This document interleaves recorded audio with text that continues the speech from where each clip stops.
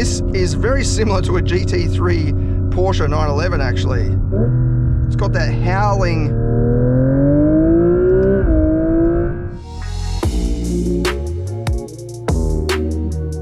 Pretty wild, isn't it? This is the new Genesis GV60 Magma. It's the first dedicated Magma model offered in Australia. It's basically a hyped up version of the regular GV60 fully electric SUV. The first thing you'll probably point out is, yes, this is based on the same platform, eGMP platform, as the Hyundai Ioniq 5N and a Hyundai Ioniq 6N. Very similar powertrain as well. You've got twin electric motors feeding from an 84 kilowatt hour battery, providing up to 478 kilowatts. However, this produces 790 Newton meters, up from 770 maximum in the Ioniq 5N and Ioniq 6N. 0 to 100 claim in 3.4 seconds, which is not actually as quick as the Ioniq 6N with the same setup, even though this has 20 Newton meters more. I've spoke to Genesis about that, and they said basically this is not set up for absolute hardcore performance, while the Ioniq 6N is. You're still getting pretty much identical in terms of acceleration and so on from behind the wheel. It's just not that measurement of getting off the line with the launch control, really hardcore launch. This is, yeah, a bit more friendly, a bit more luxurious, and a bit more refined.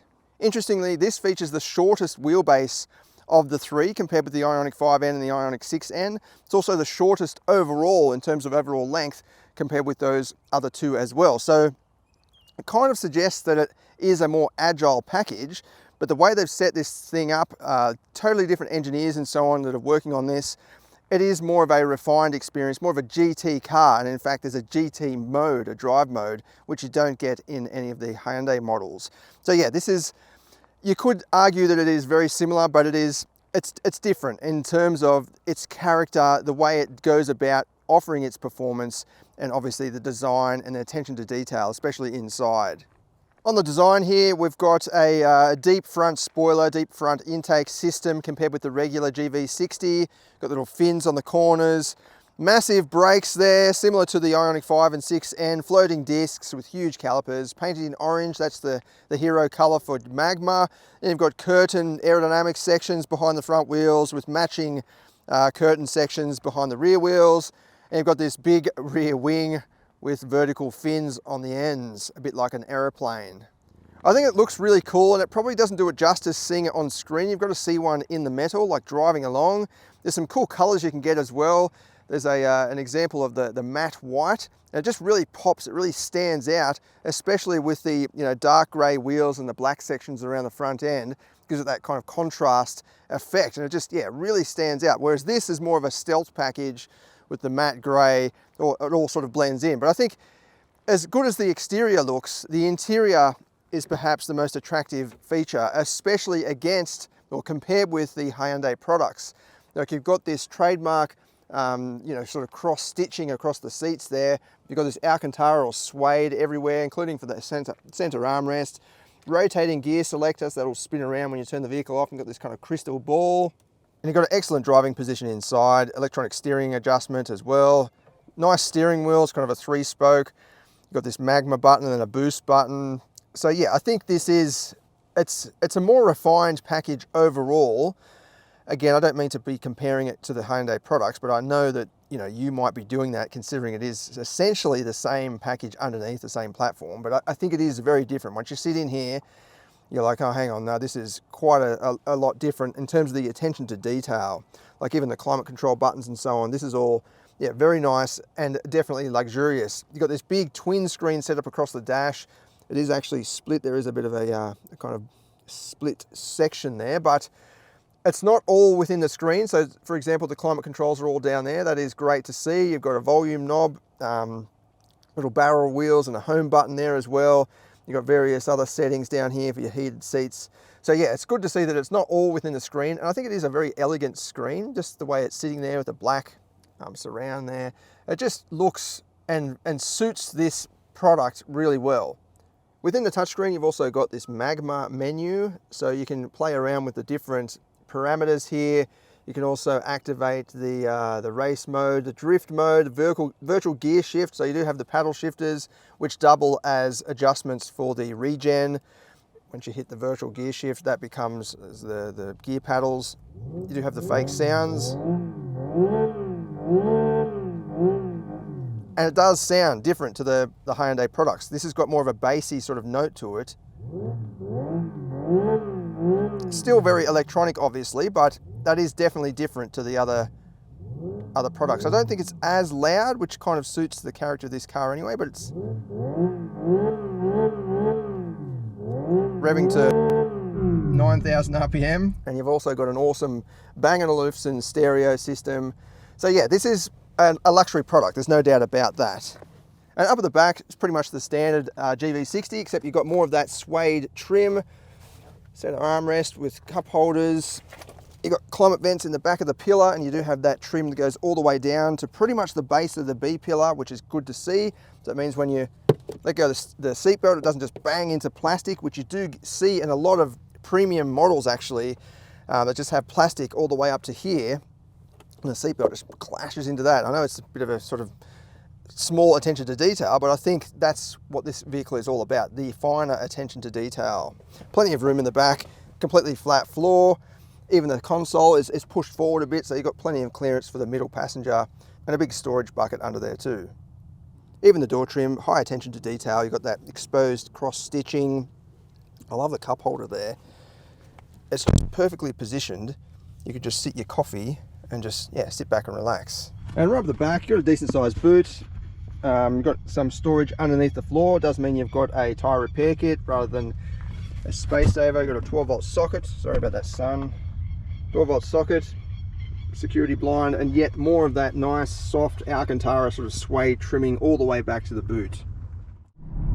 Out on the road, you can feel that this is a more luxury package. Again, I don't mean to keep comparing to the Hyundai products, but even through the steering, it's got this bit more sort of weight to it, but it's kind of damped, if that makes sense. Like it's just, yeah, a bit more refined, a bit more sort of solid feeling. And in the ride quality, again, it's still firm and sporty, but it's got this rubberiness to it. It's kind of like being punched with a boxing glove on compared with just being punched bare fist.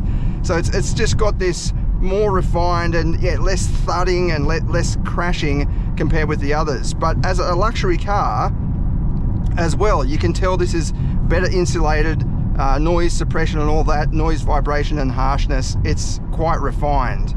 You do have different sound modes to choose from and different driving modes. I've currently got it in the range mode. So you just twist the Magma button down here. You've got range, normal and sport. And then you can go through and push the actual button, and you've got Magma, you've got Sprint, My, which is a custom mode, and GT. Visibility is pretty good out the front, certainly out the windscreen. It's got this perched up view. I can see straight over the bonnet. The A pillar is quite thin, but you've got this sort of cluster and part of the sound system there, and then it joins up with the side mirror. But even with my seat quite low, and I am pretty short, I can see over that mirror no problem. So it's not a huge blind spot.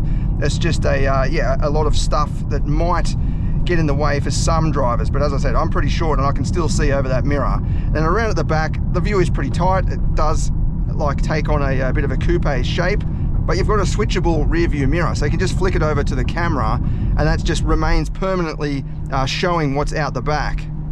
You've also got a comprehensive surround view camera system as well to help during parking and so on.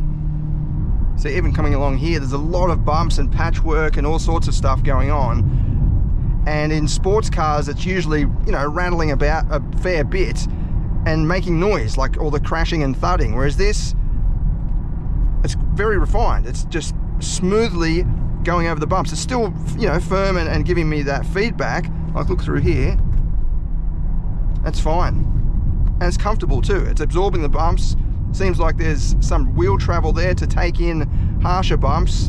And yeah, just compared with those, the Ioniq 5N and 6N, this does feel like it's less sharp on smaller, finer bumps, but then it's also able to catch harsher, bigger bumps with a bit more control and refinement. Now, in terms of range and efficiency, it's kind of hard to say with this example because it's part of the launch event and there's been other journos jumping in and out. I've done performance testing as well, but over a distance of 488 kilometers, it's averaging 26.8 kilowatt hours per 100 kilometers, which is not that impressive for an EV, but again, I think you could get that down lower with more regular use.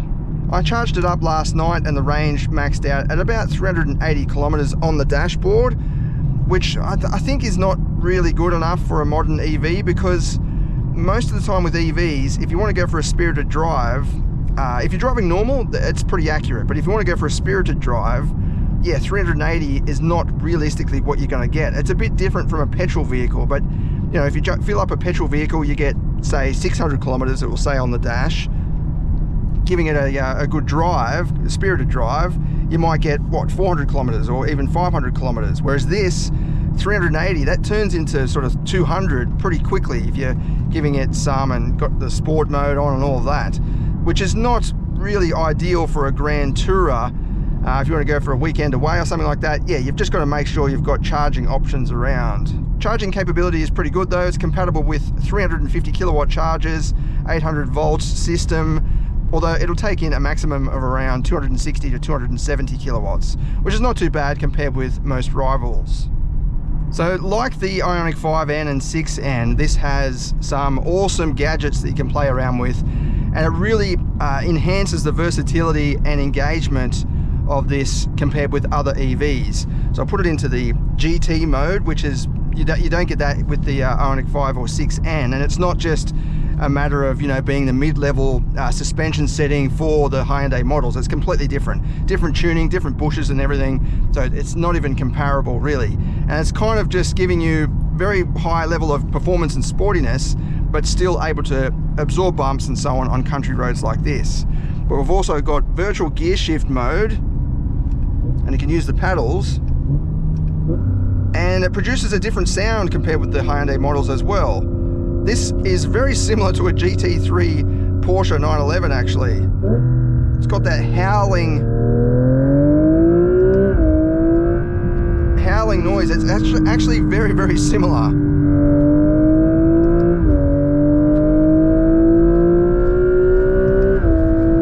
It sounds pretty cool, I reckon. I know it's electronic, I get it, and it's fake and all of that, but if you're going to drive an EV, you know, it's otherwise pretty boring because it's just silently cruising along. But you can do that anyway. You can drive along silently if you want to enjoy a bit of peace and quiet.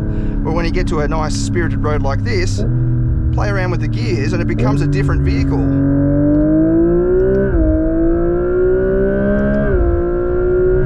Yeah, I reckon that sounds actually really good. And of course you can hit the red line. It actually is like a gearbox in that each gear only takes you to a certain speed.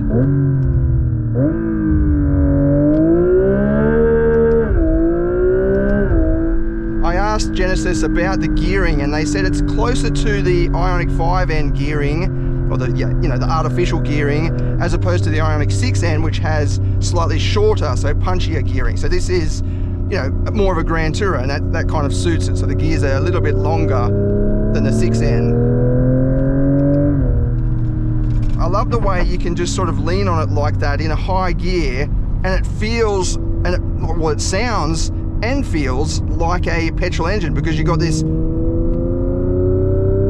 sort of labouring or laggingness going on that's just, yeah, you don't get with other EVs, and it just creates that extra engagement. I think it's awesome. Very precise as well. You just gently put your foot on the pedal, and it's got a bit of a thud from the back, whereas the Hyundai models are more popping and crackling. This has got this bassier thud to it.